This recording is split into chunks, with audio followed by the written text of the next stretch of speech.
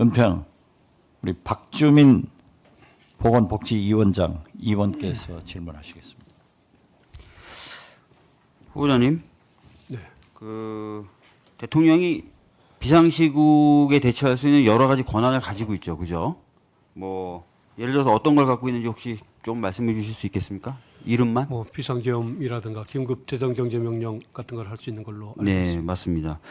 긴급 재정경제처분 명령 이런 긴급 명령권 등은 헌법에 따라 직접 그 효력이 발생하도록 그렇게 규정이 돼 있어요. 맞죠? 그렇습니다. 그런데 계엄의 경우에는 헌법상의 권한이긴 하지만 그냥 헌법상의 규정만으로 발동되지 않고 특별히 다른 어떤 긴급 대권과는 달리 계엄법이라고 하는 법률에서 정한 절차에 따르도록 되어 있습니다. 그건 알고 계시죠? 예.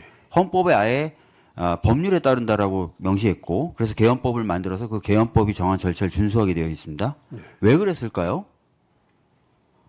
뭐 아무래도 비상계엄이라든가 이런 것과 관련된 우리 헌정사의 어떤 경험이 반영이 되지 않았을까 싶습니다.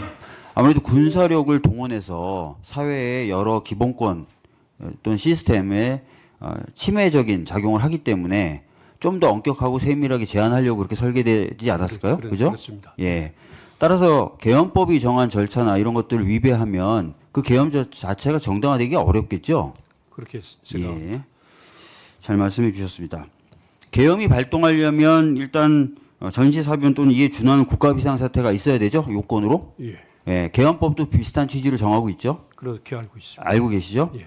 아까 이제 그 계엄이 발동된 날 어땠느냐고 다른 의원이 질문했을 때 놀라서 이제 TV를 켜봤는데 프로그램이 정상적으로 방영되는 가운데 자막으로 지나가는 걸 봤다라고 말씀하셨죠? 최초에 발견한 게 그렇게 보셨죠? 예. 제가 저희 당으로부터 국회에 와달라는 문자나 이런 걸 받지 않고도 바로 저는 국회로 뛰어왔거든요. 그게 왜 그랬냐면 저희 의원실 식구가 계엄이 발령됐다고 저한테 전화를 주자마자 제가 TV를 켰는데 정규 방송을 그대로 하는 거예요. 예능 프로가 그냥 돌아가고 어떤 여행지를 소개하는 프로가 그대로 진행이 되면서 밑에 각 자막으로만 지나가는 겁니다. 자, 전시 또는 이에 준하는 비상사태가 터지면 보통 언론들이나 방송사들이 정규 방송을 중단하고 그 비상사태, 국가 사변을 알리지 않을까요? 그죠? 그렇습니다. 예. 그리고 나서 이 사변을 통제하기 위해서 경찰력으로 도저히 안 되니 어쩔 수 없이 군사력을 투입합니다라고 하면서 계엄이 선포되지 않을까요? 그렇게 그렇죠. 그런데 후보자님이나 저나 또 어제 제가 저희 동네 음식점에서 만난 저희 지역의 주민들도 다 비슷한 경험을 한 거예요. 정규 방송이 아무런 문제 없이 진행이 되는데 자막으로만 비상계엄이 선포됐다고 지나가는 겁니다. 어느 누구도 그날 그 당시에 전시 또는 이에 준하는 사변을 경험해 보거나 보도하는 언론이 없었어요. 그래서 제가 그 TV 화면을 보자마자 아 이건 내란이다라고 직감을 한 겁니다. 그리고 나서 바로 국회로 온 거예요. 후보자도 그 TV 화면 보면서 좀 이상하다고 느끼지 않으셨습니까? 그렇습니다. 그죠? 이상하다고 느꼈죠, 그죠? 예. 법을 조금이라도 공부한 사람 또는 그렇지 않더라도 일반 국민들이 보기에도 아무런 상황이 터지지 않았는데 비상계엄이 선포됐다. 다들 이상했다는 겁니다. 그래서 요건이 갖춰지지 않은 비상계엄 선포였다라는 말씀을 드리겠고요. 그날 시민들이 어떤 식으로 대응했는지 혹시 아십니까? 뭐 많은 분들께서 잠을 못 이루고 계셨던 걸로 알고 있습니다. 또 잠깐 한번 영상을 좀 보셨으면 좋겠어요. 제가 사실 저 영상을 보고 진짜 펑펑 울었는데요. 들어오기 전에 장갑차를 저렇게 시민들이 몸으로 막아섭니다. 먼저 국회 쪽에 사람들이 많이 투입되는 모여서 막아야 장갑차를 되기 때문에 시민 한 분이 막아서자 옆에 있던 동료 시민들이 다 달려와서 다 몸으로 저렇게 장갑차를 막습니다. 저런 일이 없었다면 저는 국회가 계엄군에 의해서 장악됐을 거라고 보고요. 해제 표결도 못했을 거라고 생각합니다.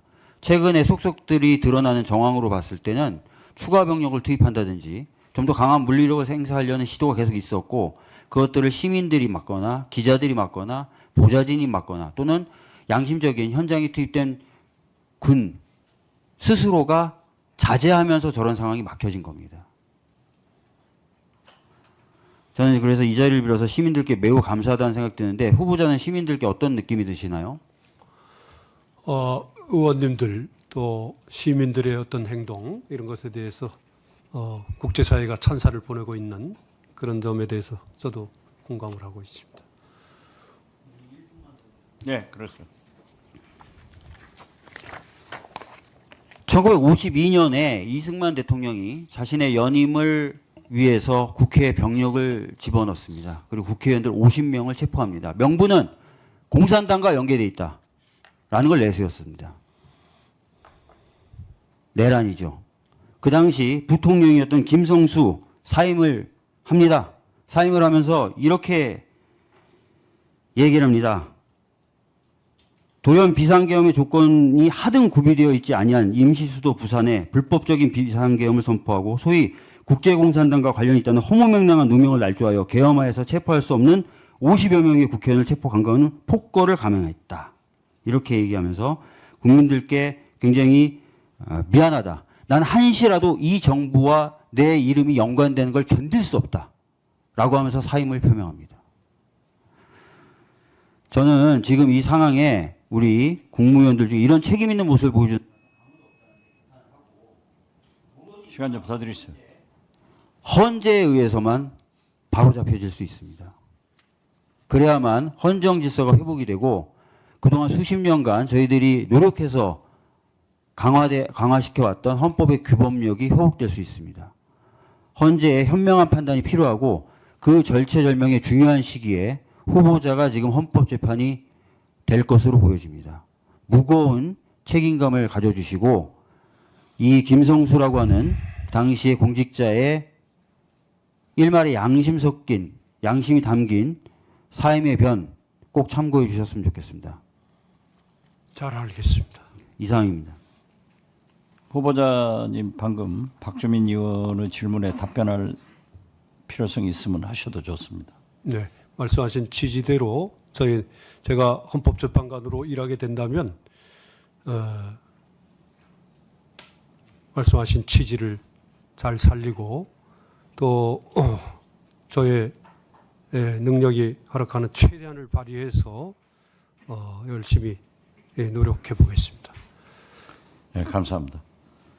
우리 은평갑 박주민 의원님 수고 많으셨습니다. 다음은 남원